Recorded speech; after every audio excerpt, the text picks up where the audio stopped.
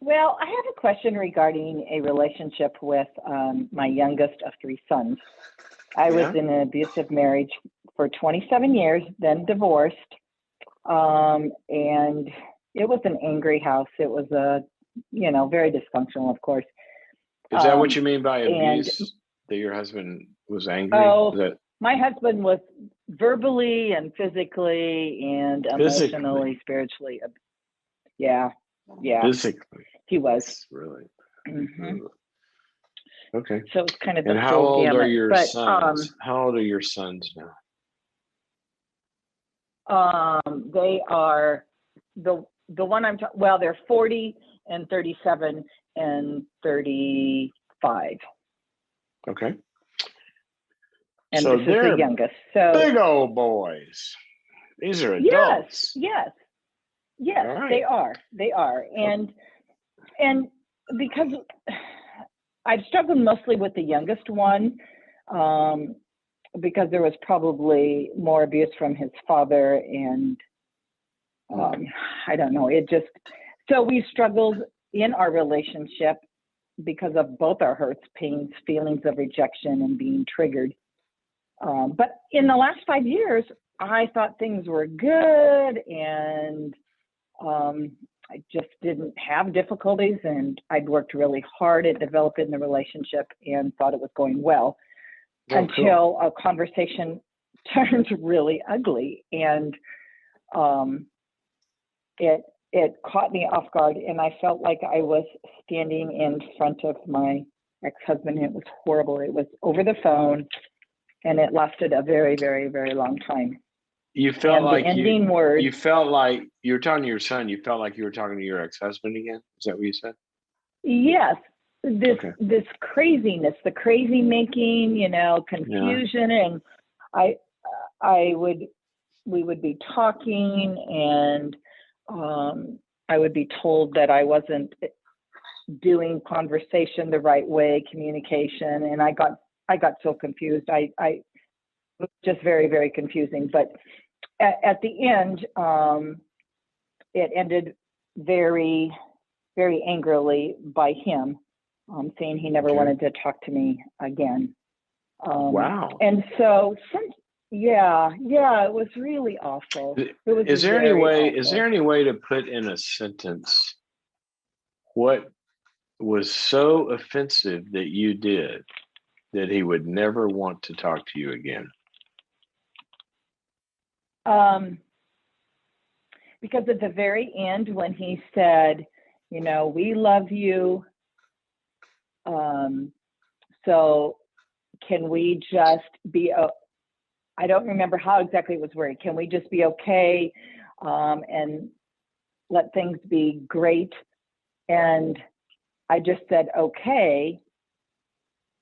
And he said, well, that's not what I was looking for. And I said, well, I don't know what else to say. And he kept trying to convince me to say something that he wanted me to say. And I stood up and I just refused. I said, okay, that's the end of the conversation. And that's when he said, you're angry, you're abusive, I never want to talk to you again. You're abusive. So saying okay was abusive. Mm-hmm. Okay. I mean, okay. Sorry. It was such a I don't know if you crazy, heard my, crazy yeah. conversation. Okay. So what, Yeah, I did. I keep saying okay So my again. And I go, question is to you. yeah. So my question is, okay, so this has been probably about a month ago. I worked through and just asked God what I could learn from this. And I realized that I've been intimidated by him. He's very, very, very brilliant, and I feel powerless. So I cannot allow that to happen again. And that just comes from being in the environment I was in for so long. It's a work in progress. But I really realized that. And I think that was like an aha moment. And then I also realized that the insecurity that I felt through the years, and probably his too, drove this feeling of not feeling valued. Yeah. Oh, but yeah. And so Okay. So what is your question? What's the question? what is the best way for me to reach out to reconcile, and what would that look like? Like a conversation or a letter? I don't really want to have a repeat of a conversation. But Yeah. I do much better if I can get my things written out on paper. But Yeah. Okay. Well, let me ask one quick question, and that is, Sure. if you had experiences with him before where he got triggered and moved away in anger and then came back. Well, it's funny you say that, because we've had that, but he reported that I became angry, and I was angry for 5 years then. So okay, but my question is, what brought him back? In other words, you've had this happen before, regardless of what he blames it on. You've had it happen before, and he came back. So I'm trying to ascertain from history his pattern of when he gets triggered, he moves away, right? And he comes back. So what happens in the interim that brings him back? It has just been me working, and I don't mean to make it sound like I'm the one. I just worked really hard at trying to develop a relationship, and just avoid issues. And I thought it was going well, but I mean, he brought up things that were 10 years ago, and when I asked, okay, tell me something that's happened in the last 5 years, and he wouldn't go there. So okay, well, I'm at a loss. I'm not saying you're wrong to do that, but he probably experienced it as an invalidation of what he was feeling at the moment, and it gets really tricky. So generally speaking, look, he's on the in whatever you call the state he's in. This is what people refer to as, you've used the term, I think, getting triggered, right? Right. And what triggered means is when something gets touched inside of any of us, where we basically lose our emotional regulation. Okay, our capacity, kind of the thermostat that sits above the house, right? And one room overheats. Well, usually the thermostat notices that, and it sends some air in there and kind of calms it down, and we get the temperature back to where it ought to be. So that's what we need, kind of post 2 to 3 years old is when that system, really begins to get wired in, and we require it from people. We actually require. Remember, when I remember when my kids were toddlers, and they would get triggered, right, and start to scream, and I would connect with them. I know you're upset. I want you to sit in this chair. Remember, we're going in timeout, or you're going. I never say wait. That's the worst parenting thing. We're going in. We're going to take. No, you are going in timeout, and I want you to sit there. Okay, and I want you to just kind of calm down. And when you can use your words, and when you can say it nicely, then I'll be glad to talk to you.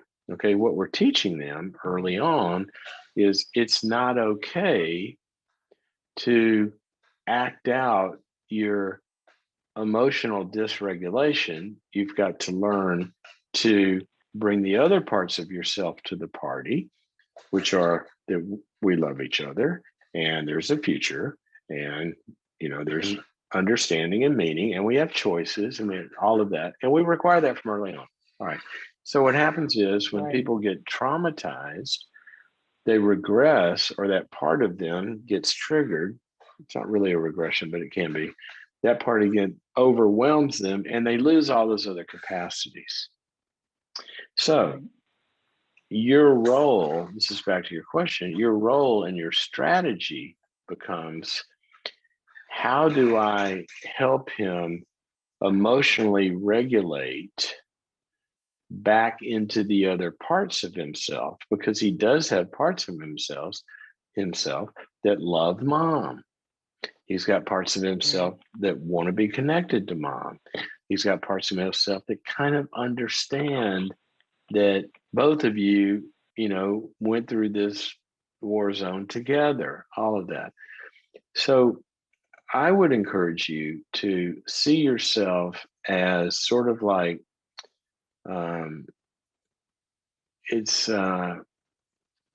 it's sort of like it's sort of like when anybody goes into a situation that needs to be de-escalated. That's your job. Generally speaking, the best tool we have, generally speaking, this isn't altogether true, because sometimes it makes it worse. Generally speaking, the best tool we have is empathy. So sometimes the problem is people feel like, well, I can't empathize with this. I'm tired of walking on eggshells and going their way and this, that, and the other. And that's absolutely true. As a long-term strategy, we need to get to a place where we make requirements to don't do this again. But to get to the conversation where you're able to do that requires, and even the FBI hostage negotiators will teach you this, that we start with empathy. So I would reach out, and you want to do it written, that's great. I would reach out and say, you know what,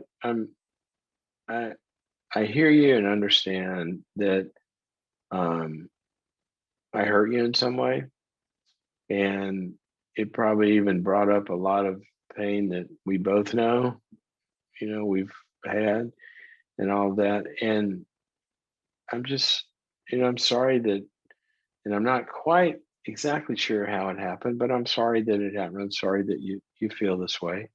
My deepest desire is for us to have a good relationship like we've enjoyed, and learn how to handle the hard moments better. And I really want to do that. And so I love you and I care about you, and I'm really for you, and I'm for our relationship, and I'd love to be talking again. And also, and I would try that a few times. And also from there, what I would do is say, it seems like it's too difficult for you. And you don't have to do this on the first communication, but later I would say, and if it's too hard, or, too painful, or you're, afraid I might do it again or whatever, I'd perfectly be willing to go talk with you, have our talk with a third party of your choosing, that could help us. So I would try it that way. I'd start with empathy, because the empathy is going to get you to the point where you can get to the working through phase. Right. And I would allay your fears of, like you were saying in the phone call, well, I'm not going to give in anymore. Okay. Which is valid, in that you're not going to continue to agree to do with him what you had to do with your husband, you felt like, for so many years, which was you go his way or the highway. Right. And that's the double bind that so many people find themselves in. And the trick is, you can't ultimately deny your reality or deny his behavior. But I'm just saying, you're asking about the first step. And the first step is not to deny your reality, is to put it on pause until we have enough of connection where both realities can be negotiated.